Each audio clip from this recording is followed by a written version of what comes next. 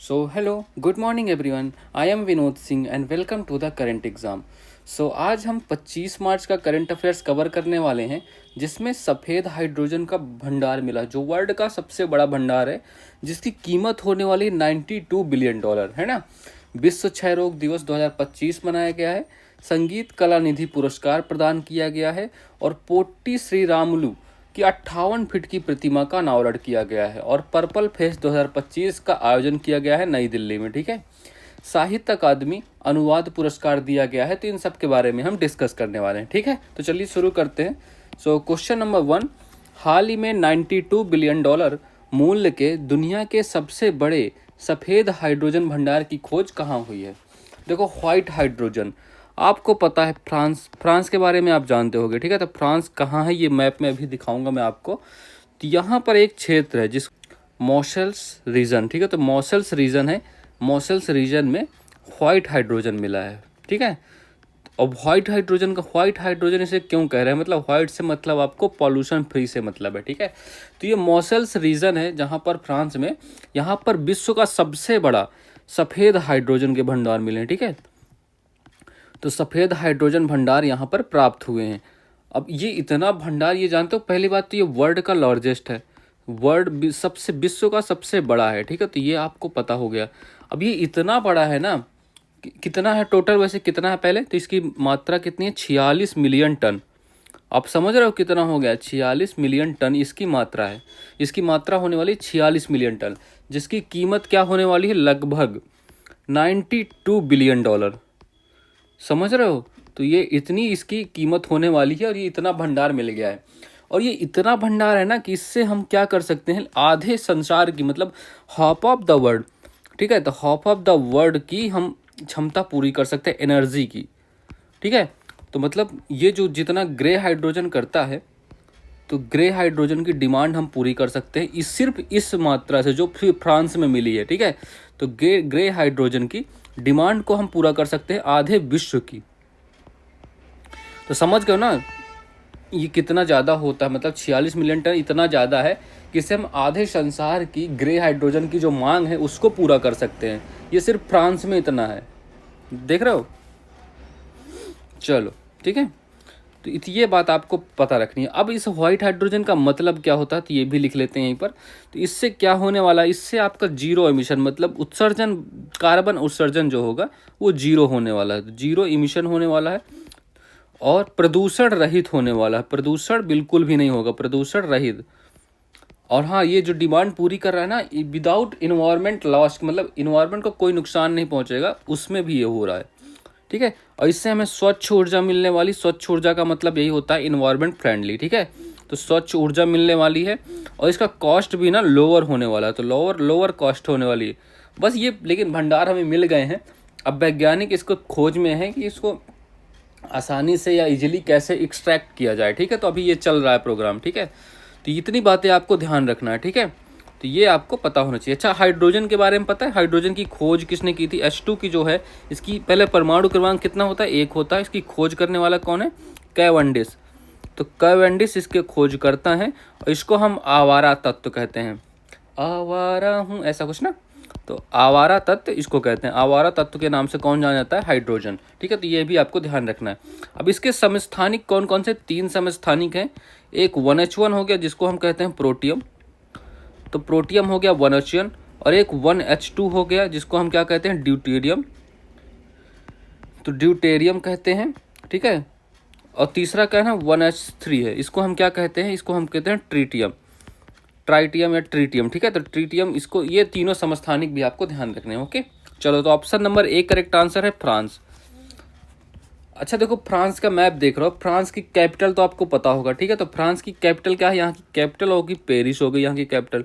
ठीक है, अच्छा, पेरिस के बारे में याद है आपको, पेरिस में भी क्या क्या हुआ है, तो पेरिस में अभी हुई है 3rd AI समिट, जिसमें प्रधानमंत्री मोदी सह अध्यक्ष बने हैं। ठीक है, तो 3rd AI समिट हुई है, ये भी आपको ध्यान रखना। अभी यहीं पर तो ओलंपिक हुए थे ना, पेरिस ओलंपिक 2024 वाले, तो 2024 के ओलंपिक भी यहीं पर हुए थे, ये भी आपको पता होना चाहिए। चलो, और तो फ्रांस के प्रेसिडेंट कौन है, प्रेसिडेंट का नाम लिखो, प्रेसिडेंट का नाम है इमैनुअल मैक्रोन। ठीक है, तो इमैनुअल तो ये अच्छा, इनका पता ये भारत कब आए थे? तो इमैनुअल मैक्रोन फ्रांस के राष्ट्रपति हैं। और यहाँ के पीएम कौन है? पीएम का नाम भी याद रख लो, पीएम अभी लेटेस्ट बने फ्रेंकाइस बायरो। ठीक है, तो फ्रेंकाइस बायरू। ठीक है, तो फ्रेंकाइस बायरू यहाँ के पीएम है। अच्छा, फ्रांस की करेंसी क्या है? करेंसी यहाँ की लिखो, करेंसी यहाँ की है यूरो। तो फ्रांस की करेंसी यूरो है। ठीक है तो इतनी बातें आपको फ्रांस के बारे में ध्यान रखना है। ओके, चलो। अच्छा, ये थोरियम के भंडार। अच्छा, ये थोरियम के भंडार कहाँ मिलते हैं, किस मिट्टी में मिलते हैं? तो मोनोजाइट मिट्टी में मिलते हैं। ठीक है, थोरियम जो होता है हमारा, तो ये मोनोजाइट मिट्टी से प्राप्त होता है। ये मोनोजाइट मिट्टी बेसिकली मिलती कहाँ है मेनली? तो ये हमारी केरल में मिलती है। ठीक है, जादूगोड़ा खान ये कहाँ है? तो ये झारखंड में है। और यहाँ पर यूरेनियम की खान है, यूरेनियम के भंडार मिलते हैं। खेतड़ी खान ये कहाँ है? ये राजस्थान में है। यहाँ ये किसके लिए प्रसिद्ध है? तांबा की खान। ठीक है, तांबा के लिए प्रसिद्ध है खेतड़ी। कोलार क्षेत्र कहाँ? तो कोलार क्षेत्र कर्नाटक में है। यहाँ पर हमारी गोल्ड माइन है, सोने की। ठीक है, तो गोल्ड खान है, तो ये भी आपको ध्यान रखना है। क्वेश्चन नंबर 2, हाल ही में विश्व क्षय रोग दिवस 2025 कब मनाया जाता है? ठीक है, तो देखो अभी वर्ल्ड टीबी डे मनाया गया है, वर्ल्ड टीबी डे। ठीक है, तो ये आपको पता होगा कब मनाया जाता है। ये हर साल बहुत ही इंपॉर्टेंट क्वेश्चन है, ये आपको ध्यान ही रखना है यार इसको। ठीक है, मेनली इंपॉर्टेंट क्वेश्चन है। तो ये हर साल कब मनाया जाता है? 24 मार्च को। तो 24 मार्च को हर साल सेलिब्रेट किया जाता है। और इस बार इसकी थीम क्या है? थीम लिखो, जो पिछले साल इसकी थीम थी वही इस साल भी है। तो yes we can end TB, मतलब हम टीबी को हरा सकते हैं, है ना। तो yes we can end TB, तो ये इसकी थीम होने वाली। ठीक है, तो ये देखो, yes we can end TB, ये इसकी थीम है। Commit, invest and deliver. ठीक है, तो वर्ल्ड ट्यूबरकुलोसिस डे 24 मार्च 2025 को सेलिब्रेट किया गया। तो ये भी आपको ध्यान रखना है। अच्छा, ये इसी दिन क्यों होता है? तो व्हाई, इस दिन ऐसा क्या हुआ था जो हम ये सेलिब्रेट करते हैं? तो इस दिन हुआ था 1882 में। 1882 का साल था, 24 मार्च का दिन था। तो कौन से एक वैज्ञानिक हुए हैं? Robert Koch. रॉबर्ट कोच वैज्ञानिक हुए हैं। इन्होंने क्या किया था? टीबी के जीवाणु की खोज की थी। तो टीबी का जो जीवाणु है उसकी खोज की थी। अब ये जीवाणु का क्या नाम है? टीबी के जीवाणु का माइक्रोबैक्टीरियम। ठीक है, तो माइक्रो बैक्टीरियम इस जीवाणु का खोज की थी। ठीक है, तो ये आपको ध्यान रखना है, इसीलिए इस दिन हम लोग वर्ल्ड टीबी डे के रूप में सेलिब्रेट करते हैं। Okay, got it. चलो, अच्छा, भारत का क्या, भारत ने क्या लक्ष्य रखा था? तो भारत ने लक्ष्य रखा था, तो भारत ने कहा था हम 2025 तक, इनका क्या लक्ष्य था? टीबी हारेगा देश जीतेगा। तो टीबी हारेगा देश जीतेगा। टीबी तो नहीं हारा, बट 2025 आ गया। ठीक है, लेकिन देखो जल्दी ही हम लोग टीबी को खात्मा करने वाले हैं। ठीक है, तो ये इनका स्लोगन था 2025 के लिए। अच्छा, ये एक बात और ध्यान रखना, वर्ल्ड का जो 27% है ना, 27% टीबी की जो बीमारी है वर्ल्ड की, तो ये भारत में है। ठीक है, अब अच्छा, वर्ल्ड का क्या लक्ष्य है? तो वर्ल्ड ने भी अपना एक लक्ष्य बना रखा था। तो इन्होंने कहा था हम 2030 तक टीबी का उन्मूलन कर देंगे, मतलब टीबी का खात्मा। ठीक है, तो ये भी आपको पता होना चाहिए। ओके, चलो। अच्छा, इसकी वैक्सीन का क्या नाम है? टीबी की वैक्सीन आपको पता है? इसकी वैक्सीन का भी यहीं पर नाम लिख लो। इसका वैक्सीन का नाम है बीसीजी का टीका लगता है ना, बीसीजी टीका लगता है। इसका क्या फुल फॉर्म है? तो बैसिलस कॉलमेट गुरीन, है ना। तो ये इसका फुल फॉर्म हो गया, और ये टीबी की वैक्सीन है। तो ये भी आपको ध्यान रखना। ओके, चलो, ठीक है। तो अब ये आपको ध्यान रखना, 27% जो टीबी के केस हैं वो भारत में हैं, वर्ल्ड में। ठीक है, चलो, तो option number D correct answer है। 24 मार्च को वर्ल्ड टीबी डे या विश्व क्षय रोग दिवस मनाया जाता है। चलो, अब ये कुछ और दिन है, इनकी डेट बताना है। ये सारे मार्च से रिलेटेड है आपके। तो वर्ल्ड वाइल्ड लाइफ डे कब मनाया जाता है? तो देखो, वर्ल्ड वाइल्ड लाइफ डे 3 मार्च को मनाया जाता है। इंटरनेशनल वुमेन्स डे कब मनाया जाता है? तो ये 8 मार्च को। और वर्ल्ड कंज्यूमर राइट्स, उपभोक्ता अधिकार दिवस कब मनाया जाता है? तो ये 15 मार्च को। ठीक है, राष्ट्रीय टीकाकरण दिवस 16 मार्च को। इंटरनेशनल डे ऑफ हैप्पीनेस, मतलब खुशहाली दिवस कब मनाता है? 20 मार्च को। ठीक है, वर्ल्ड स्पैरो डे कब मनाता है? गौरैया दिवस 20 मार्च को ये भी। वर्ल्ड वाटर डे ये 22 मार्च, है ना। वर्ल्ड मीटियोलॉजिकल डे, मतलब विश्व विज्ञान दिवस, मौसम विज्ञान दिवस कब मनाया जाता है? तो ये होता है आपका 23 मार्च। ठीक है, 23 मार्च को। और वर्ल्ड टीबी डे कब मनाता है? अभी हमने किया 24 मार्च। और वर्ल्ड थिएटर डे, सिनेमा दिवस 27 मार्च को। ठीक है, तो ये आपको दिन भी आपको याद रखने हैं, कुछ महत्वपूर्ण है। क्वेश्चन नंबर 3, हाल ही में आर.के. श्रीराम कुमार को संगीत कलानिधि पुरस्कार के लिए चुना गया है। इसका संबंध किससे है? ठीक है, देखो अभी कौन सा पुरस्कार दिया गया है, संगीत कला निधि पुरस्कार। संगीत कला निधि अवार्ड 2025 के लिए अभी दिया गया है, किसको दिया गया है, आर के श्री राम कुमार। आर के श्री राम कुमार, इनका संबंध किससे है, तो ये एक वायलिन, फेमस वायलिन वादक हैं। ठीक है, तो ये फेमस वायलिन वादक है, अभी इन्हीं को ये अवार्ड प्रदान किया गया है। ठीक है, तो अच्छा एक और क्वेश्चन है, यहीं पर लिख लो। तो 2025 में, तो 2025 का पद्म विभूषण किस वायलिन वादक को मिला था, तो पद्म विभूषण अवार्ड ये 2025 का ही एक किसी वायलिन वादक को ही मिला था। तो किनको मिला था, उनका नाम लिखना है आपको। ठीक है, चलो ठीक है, तो वायलिन वादक श्री आर के श्री राम कुमार को संगीत कलानिधि पुरस्कार मिला, तो ऑप्शन नंबर सी मार्क कर लेना आप लोग।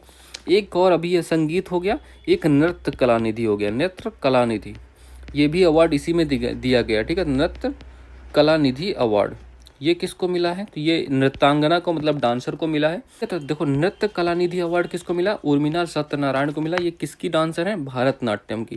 तो इनका संबंध किससे है, भरतनाट्यम से संबंधित है, तो इनका भी नाम आपको ध्यान रखना। अच्छा, ये जो पद्म विभूषण अवार्ड मिला किसको मिला था, लक्ष्मी नारायण, इनका नाम लिख लो, लक्ष्मी नारायण सुब्रहंडम। ठीक है, तो लक्ष्मी नारायण सुब्रहंडम, तो इनका नाम ध्यान रखना। इनको 2025 में पद्म विभूषण अवार्ड मिला वायलिन के लिए। ठीक है, तो ये भी आपको पता होना चाहिए।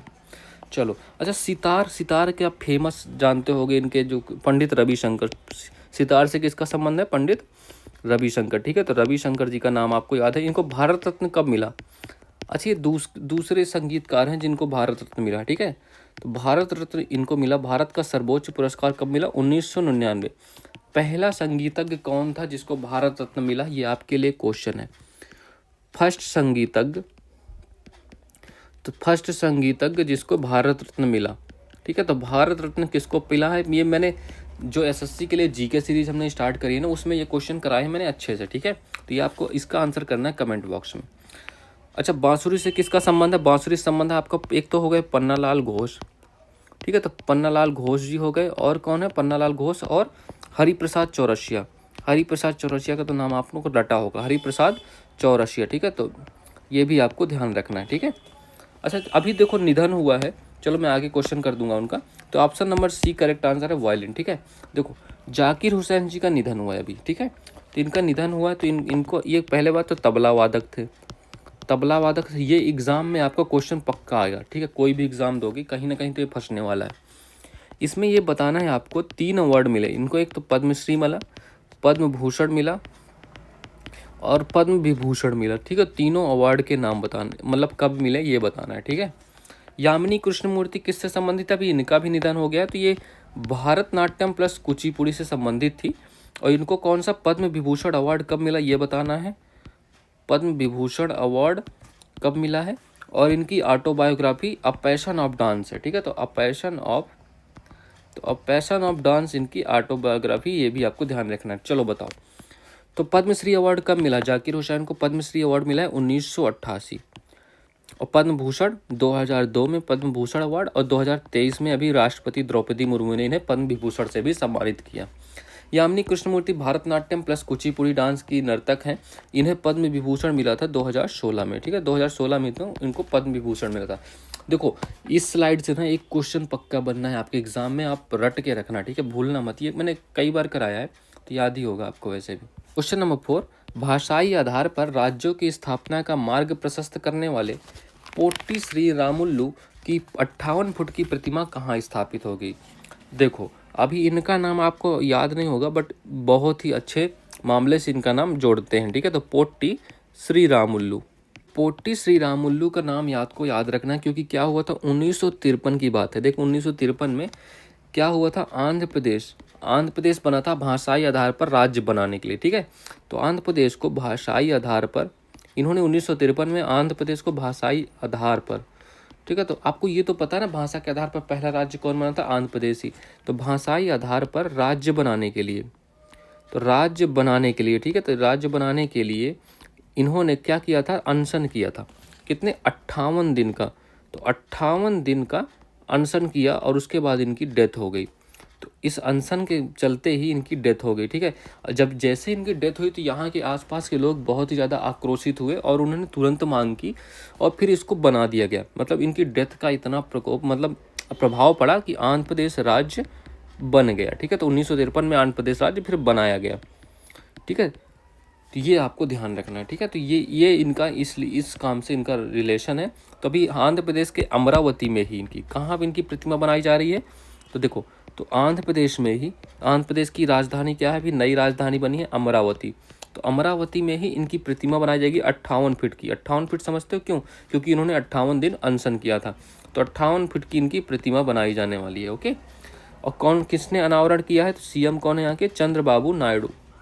तो चंद्रबाबू नायडू जी ने इनका अनावरण किया है। तो ये भी आपको ध्यान रखना है, ओके, ठीक है। तो 58 फीट की इनकी प्रतिमा बनने वाली है। अच्छा, इनको अभी एक उपनाम भी दिया गया है। उपनाम क्या है इनका, तो उपनाम इनको दिया गया है, उनका क्या उपनाम है, इनका उपनाम है अमरजीवी। तो अमरजीवी के नाम से इनको उपनाम भी अभी दिया गया है। तो ये भी आपको ध्यान रखना। तो आंध्र प्रदेश का अमरावती राइट आंसर है इसके लिए, ओके। चलो, अच्छा देखो, ये सब होने के बाद कौन, एक फजल अली आयोग। तो फजल अली आयोग के बारे में आपको किसी को याद है इसका, है ना? ये कब इसका संविधान संशोधन में हुआ था, तो सातवां जो कॉन्स्टिट्यूशनल अमेंडमेंट एक्ट था 1956 में आया था, ठीक है। तो इसमें कितने बनाए गए, 14 राज्य बनाए गए और 6 यूटी, ठीक है। तो 6 यूटी बनाई गई। अभी फिलहाल कितने हैं, तो फिलहाल 28 राज्य हो गए आपके, लेटेस्ट तेलंगाना है, और 8 यूटी हो गए, ठीक है। तो ये भी आपको ध्यान रखना है फजल अली आयोग के बारे में। अच्छा, आंध्र प्रदेश में एक आंध्र प्रदेश के एक विजयवाड़ा में, ठीक है। तो विजयवाड़ा में अभी एक प्रतिमा और बनाई गई। विजयवाड़ा में एक स्टैचू और बनाया गया। किसका बनाया गया, आंध्र प्रदेश में है ये भी। तो विजयवाड़ा आंध्र प्रदेश में, तो BR अम्बेडकर, बाबा साहब अम्बेडकर की, ठीक है। तो ये भी आपको ध्यान रखना है, ठीक है। तो अम्बेडकर जी की, ओके। चलो, हाल ही में सर्रा जाफरानी को किस देश का प्रधानमंत्री नियुक्त किया गया? तो सर्रा जाफरानी को देखो, ट्यूनीशिया एक कंट्री है। कहाँ है ये, ट्यूनीशिया। तो ये आपकी अफ्रीका में एक कंट्री है, ठीक है। ट्यूनीशिया कंट्री, यहाँ का इनको प्रधानमंत्री बनाया गया, क्योंकि इनसे पहले जो प्रधानमंत्री थे उनके काल में बहुत ही ज़्यादा इकोनॉमी डाउन हो रही थी, ठीक है। इस वजह से इनको हटा दिया गया पूर्व वाले को और इनको बनाया गया। और ट्यूनीशिया देश में आपको पता होगा, यहाँ जैस्मिन क्रांति आई थी। जैस्मिन क्रांति का संबंध यहीं से है, ठीक है। जैस्मिन क्रांति में सरकार का विरोध किया ये सब। और ये जो प्रधानमंत्री सर्रा जाफरानी है, दूसरी महिला है जो प्रधानमंत्री बनी है, सेकंड महिला जो इस देश की प्रधानमंत्री बनी है। और ये कहाँ है, ये अफ्रीका देश में है। तो ये अफ्रीका महाद्वीप में है। तो ये भी आपको ध्यान रखना, ठीक है। हाल ही में किस राज्य के मलमपुझा बांध के पास 110 से ज़्यादा मेगालिथिक संरचनाओं की खोज हुई है? देखो, आपको मैंने एक क्वेश्चन कराया था भरतपुझा, यहाँ कुछ लोग डूबकर मर गए थे जब करंट अफेयर्स में ये क्वेश्चन मैंने कराया था। तो भरतपुझा एंड पेरियार, तो ये दोनों नदियाँ कहाँ हैं, ये दोनों नदियाँ केरल राज्य में। तो ये आपको ध्यान ही होगा। और ये जो मलमपुझा बांध है ना, ये भी कहाँ है, केरल के पलक्कड़ ज़िले में, ठीक है। तो केरल के पलक्कड़ ज़िले में इसका निर्माण हुआ है, ठीक है। तो पलक्कड़ ज़िला। अब यहाँ पर क्या हुआ है ना, यहाँ पर लौह युग से संबंधित जो मेगालिथिक संरचनाएं हैं ना, कौन से युग से, लौह युग से संबंधित हैं। लौह युग से संबंधित है, जो ग्रेनाइट और बोल्डर की बनी हुई हैं, ठीक है। तो ग्रेनाइट चट्टान एंड बोल्डर की बनी हुई हैं, ठीक है। और यहीं पर एक हमें और क्या मिला है, यहाँ पर हमें रॉक शेल्टर भी मिले हैं, जहाँ पर जानवर वगैरह छिपते हैं।